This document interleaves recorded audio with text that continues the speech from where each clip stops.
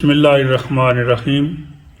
میرے نائب کی معزز و محترم سامعین اور ناظرین، میں آج جمعۃ المبارک کے مقدس موقع پر مرکزی جماعت اہل سنت UK اینڈ اوورسیز ٹرسٹ اور جامعہ اسلامیہ گوسٹیا ٹرسٹ کی طرف سے اپنے تمام اوورسیز پاکستانی بھائیوں اور بہنوں سے درد مندانہ اپیل کرنا چاہتا ہوں کہ آئیے سب مل کر ہم اللہ رب العزت کے حضور میں اسلامی جمہوریہ پاکستان اس ارض مقدس کی سالمیت اور بقا کے لیے اللہ کے حضور میں درد دل سے دعا کریں کہ پاک پروردگار ہمارے پیارے پاکستان کی محافظت فرما۔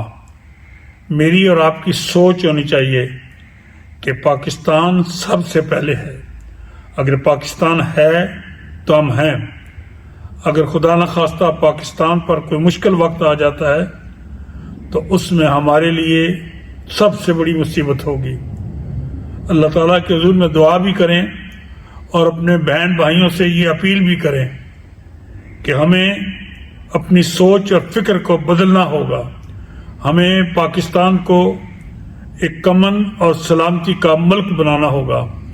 افراتفری سے اپنے آپ کو اور ملک کو بچانا ہوگا، اور اللہ کے حضور میں یہ دعا کرنی چاہیے کہ ہماری بہادر جری افواج، ہمارے ادارے جو پاکستان کے حفاظت کے لیے، پاکستان کی سالمیت اور بقا کے لیے جو کردار ادا کر رہے ہیں، ان کے ساتھ ہمیں شانہ بشانہ کھڑا ہونا چاہیے۔ اپنی سیاست ضرور کیجئے، لیکن پہلے پاکستان کے بارے میں سوچئے۔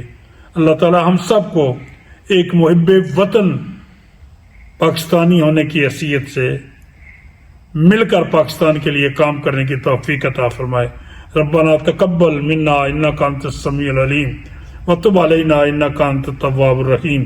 یا پاک پروردگار جمعۃ المبارک کی مبارک ساعتوں میں ہم سب کی دعاؤں کو قبول فرما۔